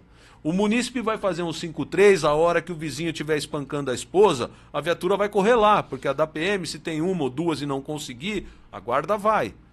Ele vai passar na frente da escola do seu filho para evitar que o nóia traficante fique ali. Ele vai dar um mínimo de resposta para esse povo louco fazendo besteira com moto e carro na rua. Ou seja, as guardas estão nos locais, principalmente onde há ausência do Estado, fazendo um papel de segurança pública que todo mundo já reconhece. E como tal, ela precisa ser valorizada. Nós chegamos a um ponto, e olha que interessante, parece bobagem, né? Se eu cometer um crime hoje, eu vou para o presídio militar, vou ficar preso com policiais que cometeram crimes. Um guarda, ele vai para o presídio comum. Vai puxar a cadeia dele ao lado da cela do cara que ele prendeu. E se você fala, mas o guarda que cometeu um crime, se ele cometeu um crime de natureza patrimonial, contra a vida, tal, esses crimes que nós entendemos que é coisa de criminoso, vagabundo, bandido que tem que estar na cadeia, eu concordo. Ele deixou de ser agente de segurança e passou a ser criminoso. Mas determinados crimes que não têm essa natureza, ele mesmo assim vai puxar a cadeia ali. Um acidente de trânsito que ele estivesse embriagado, ele vai puxar a cadeia num lugar onde tem ali um traficante. Então, as carreiras de segurança pública, elas precisam ser revisitadas pelo legislador em uma série de outros assuntos. E aqui no município de Montemor, a carreira da guarda tem problemas que precisam ser resolvidos. Por exemplo, o interstício do aspirante para o guarda de terceira classe, em quase todas as cidades do estado, 2, 3 anos. Aqui são 5. Então, o cara leva 5 anos para ter um aumento de R$300. Eu vou falar uma coisa aqui que é até deselegante, mas eu fui fazer uma auditoria nos olerites, na folha de pagamento da guarda aqui. Nós temos guardas municipais em Montemor recebendo em torno de R$1.000 e poucos. Porque ele tem 3, 4 empréstimos e pensão alimentícia. Aí você fala, mas aí o cara que desestruturou a vida dele. Não, hoje, para você ter uma ideia, na Polícia Militar existe uma restrição para determinados acessos a empréstimos. Porque o funcionário de segurança pública, quando ele começa a receber o salário dele, ele acha que a vida dele já melhorou, ele começa a fazer empréstimo, compra carro acima do valor que ele poderia pagar, vai se endividando, e o fato de ser funcionário público, o banco vem numa velocidade para cima para poder fazer empréstimo consignado. E ele tem facilidade de algo que vai acabar com a vida financeira dele. Nós temos um monte de programas de educação financeira dentro da Polícia Militar, e os municípios não têm. Então eu pergunto para vocês assim, faz parte da obrigação do município cuidar dos seus agentes de segurança. E nesse sentido nós precisamos rever a estrutura da carreira da guarda. Vou dar só uma informação para você, também de má gestão que está causando um problema. Existia aqui uma prática relacionada a um negócio chamado hora extra. Isso é um negócio perigosíssimo para quem assina folha de pagamento, para quem está no executivo. Hora extra só se preza para casos esporádicos de hora extra. É aquele cara que pegou uma ocorrência, foi para um distrito policial, passou X horas do horário normal de serviço dele. E esse instituto não estava sendo usado assim nas gestões anteriores. Então, aí você vem e você tem preocupação com uma fiscalização de um tribunal de contas, uma série de coisas, e você precisa moralizar para você não parar depois com as suas contas suspensas ou preso, e você vira o cara do mal na cidade. O cara que está cortando salário. Ninguém está cortando salário de nada. Nós estamos tentando entender como gratificar os funcionários de segurança pública. Eu estou falando de segurança porque é a pasta que eu estou. De uma forma legal. Então, hoje, não existe legislação no nosso município que autorize o pagamento de aula dada por guarda. Se eu quiser montar um curso para um guarda dar aula de tiro, de defesa pessoal, de trânsito, eu não tenho como remunerar ele, porque não existe uma lei de hora-aula, que nem a PM tem. Se eu tivesse essa lei, ele pode melhorar o salário dele trabalhando, dando aula na hora de folga e recebendo. E aula que é de interesse público. Então tem uma série de coisas que a gente precisa fazer para essa carreira da guarda, que agora nós vamos sentar e começar a estudar, e por isso que eu vou responder a pergunta, uma das atitudes vai ser o concurso. Nós estamos estudando, porque precisa ver o impacto financeiro, mas a nossa pretensão é esse ano abrir o concurso para 30 vagas, de 20 a 30 vagas para a Guarda Civil. Ok, secretário, muito bem explanado aqui. Olha, quero agradecer também a presença aqui com a gente, até peço perdão de no começo do programa eu não falar dele.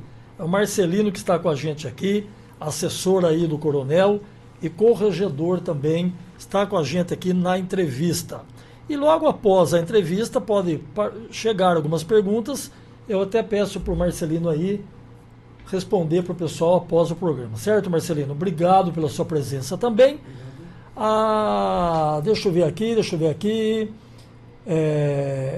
Janine Moura, secretário sobre valorização da nossa GCM, o que tem de concreto para esses profissionais que defendem a própria vida e os munícipes dessa cidade. Como o senhor explicou aí também, né, o senhor tem algo para dizer para a Janine? Então, na verdade é assim, eu não queria vir aqui nessa cidade para impor nada, até porque eu não tinha conhecimento detalhado de tudo.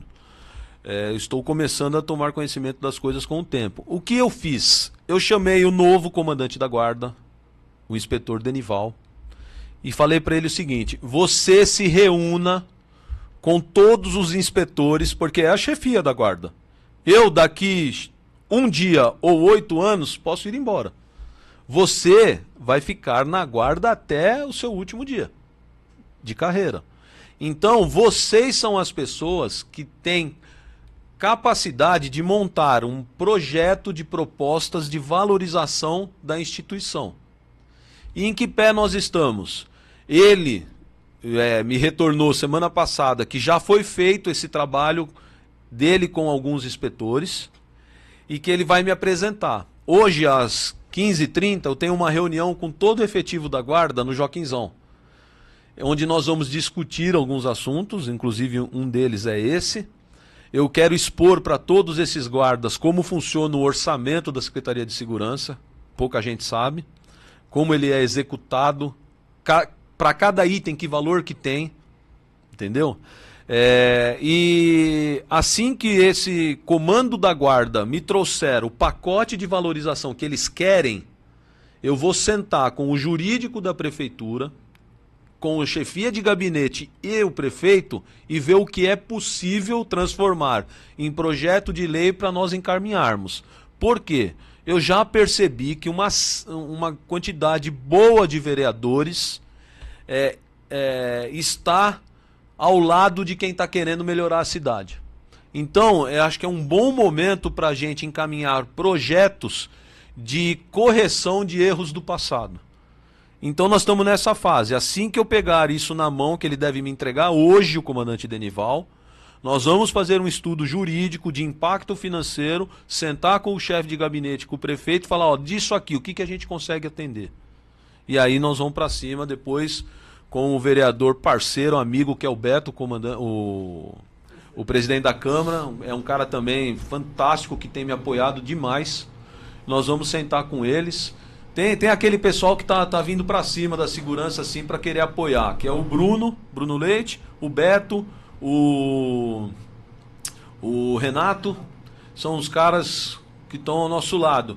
E tem outros que, apesar de uns ter algumas metodologias um pouco mais chamativas, como eu estou na pasta da mobilidade e trânsito, eu sei que o transporte público em Montemor é um problemaço. Havia uma dívida gigantesca deixada com a gente. E eu acredito que isso tudo vai melhorar, porque nós estamos lutando por isso. E alguns vereadores também estão lado a lado com a gente, lutando para melhorar as coisas do transporte público. Muito bem. Isso a gente pode chamar de gestão, né? De pessoas preparadas para conduzir aí o município a cada dia para frente, né? O Guilherme Manjavac, parabéns, secretário Paganoto, Guilherme Manjavac. Mateus, obrigado, secretário, pela resposta. Bom, secretário, quero agradecer muito o senhor, quero agradecer aí a todos que participaram com a gente. Eu tenho aqui também mais uma. A Cecéia Lima, o secretário de GCM, acertou muito em pôr o comandante, ele é incrível. Dizendo que o senhor aceita, né? O Denival. Isso. Lúcia Albrecht, parabéns, secretário de administração. Cosme Silva, secretário, qual vai ser a atitude referente a essas constantes queimadas provocadas pelos moradores? O senhor pretende trabalhar essa área de fiscalização com o apoio da guarda e fazer valer a lei? Porque isso diz que tem multa, mas nunca ninguém é multado, né? Então, na seca, queimada, a cidade vira um caos. Então, na verdade, assim, essa parte da fiscalização dos crimes ambientais, nós não temos essa estrutura de polícia ambiental municipal aqui em Montemor. É algo que a gente precisa dar uma estudada e conversar com o prefeito na viabilidade disso. Hoje, atualmente, é a Secretaria Municipal de Meio Ambiente que faz essa fiscalização. Ocorre que, quando chega para a gente alguma denúncia, de imediato eu encaminho a viatura encaminha a ocorrência para o distrito policial e pode tomar providência. Inclusive, nós já temos 3 casos de crimes ambientais em andamento que eu fui acionado e a guarda tomou providências. Inclusive, um desses foi até interessante para você ver como é o ser humano, né? O secretário de obras estava num local fazendo uma obra do município, tinha perdido horas com a limpeza porque era um local de descarte indevido. Eles perderam uma manhã limpando um descarte indevido, começaram a fazer a obra, o cidadão veio fazer o descarte na frente dele, ele se identificou como secretário de obras, o cara mandou ele para aquele lugar e falou que ia continuar descartando o entulho no lugar errado. Aí precisou a viatura chegar da guarda para fazer a medida coercitiva. Então, é assim, ainda que a gente não tenha esse policiamento ambiental municipal, todo mundo que se deparar com atividade ilegal de crime ambiental pode acionar um 53, que o comandante da guarda já tem ciência de que, mesmo não tendo essa competência exclusiva específica do crime ambiental, a viatura vai tomar providência e vai conduzir para o DP.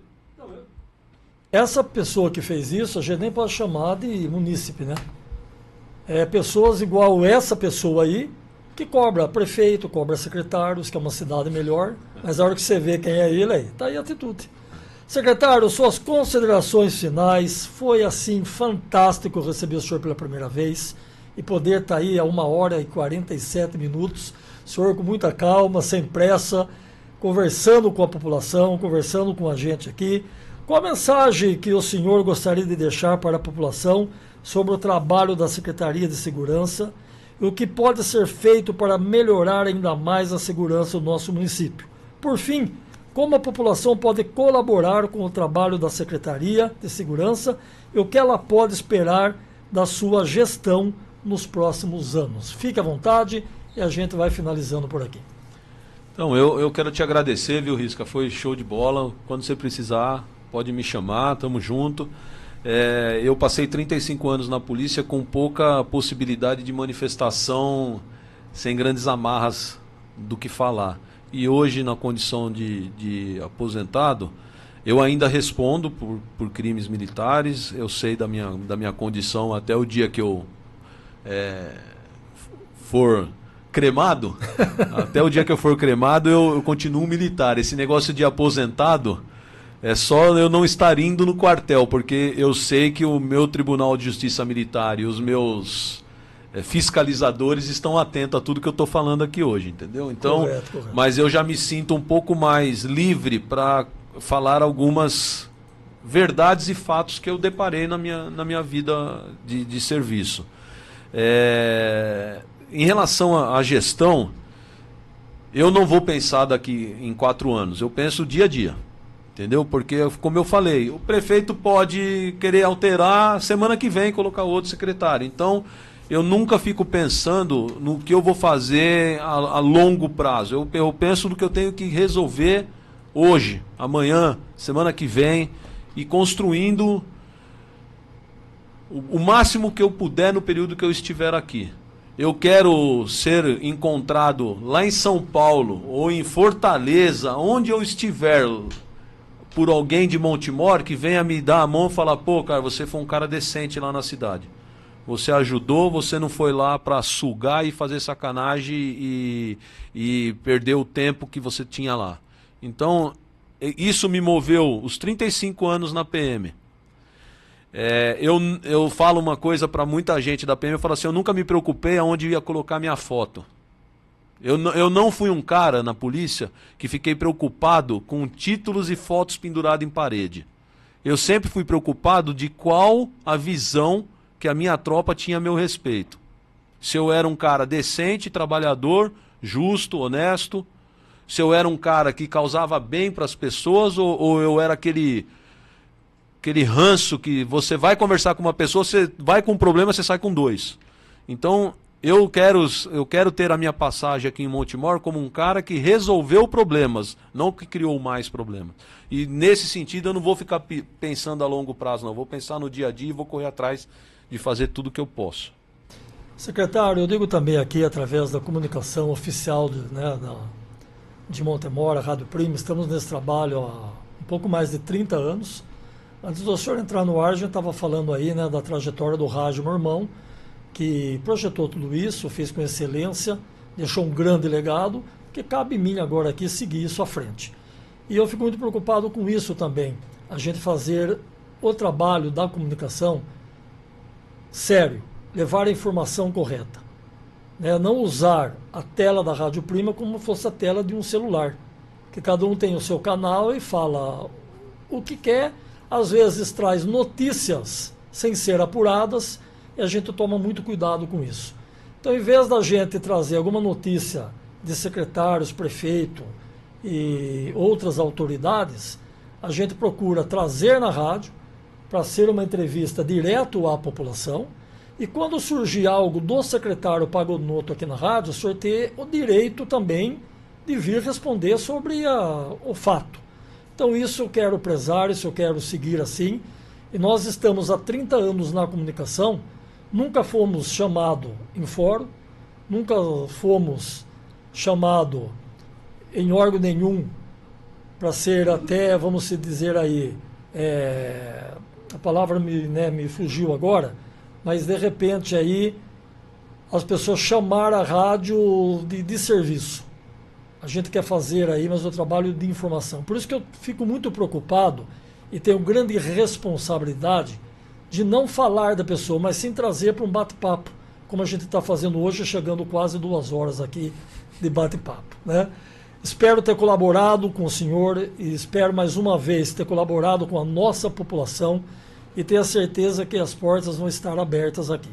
Como eu brinco sempre, sendo um pouco do protocolo aqui, secretário, que às vezes a primeira vez a pessoa chega tímida, na segunda já abre a porta, na terceira já chuta a porta, já bate papo aqui, a gente já brinca e fala tudo mais, Mas eu quero ficar à disposição e tenho a certeza que a Rádio Prima está sempre de portas abertas para trazer aqui com responsabilidades as demandas de nossa cidade. Obrigado, desejo ao senhor uma ótima tarde, uma ótima reunião, que o senhor possa ter aí muita bênção de Deus e possa conduzir a nossa cidade aí a cada vez melhor.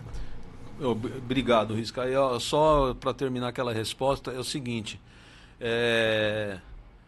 eu não tenho nenhuma restrição em receber qualquer pessoa lá na secretaria. Vá lá do jeito que quiser e conversar comigo. Alguma resposta eu tenho para te dar. Pode não ser a que você quer ouvir, mas eu vou te tratar com decência, com o respeito, porque eu sei que eu estou trabalhando num cargo que ele foi criado para servir o morador de Montemor. Então, não se preocupe. Eu encaminhei no protocolo da prefeitura, não tive resposta. Me procure na secretaria.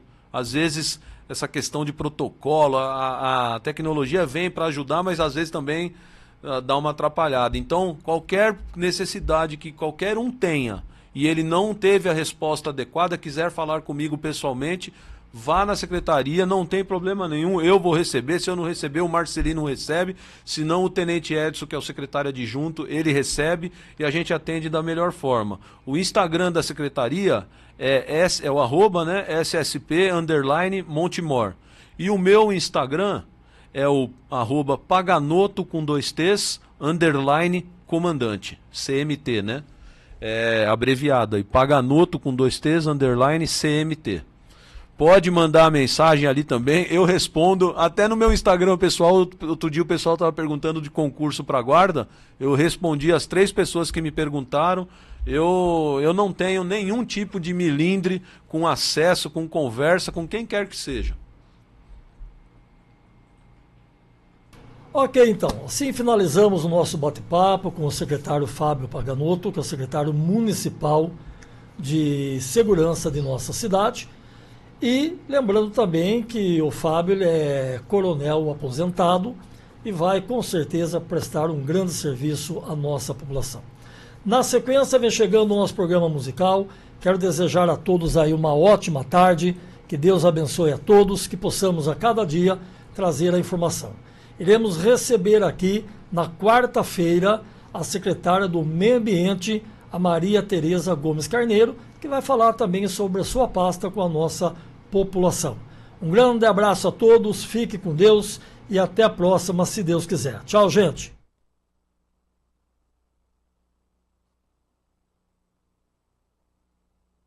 Meio-dia e 55 minutos.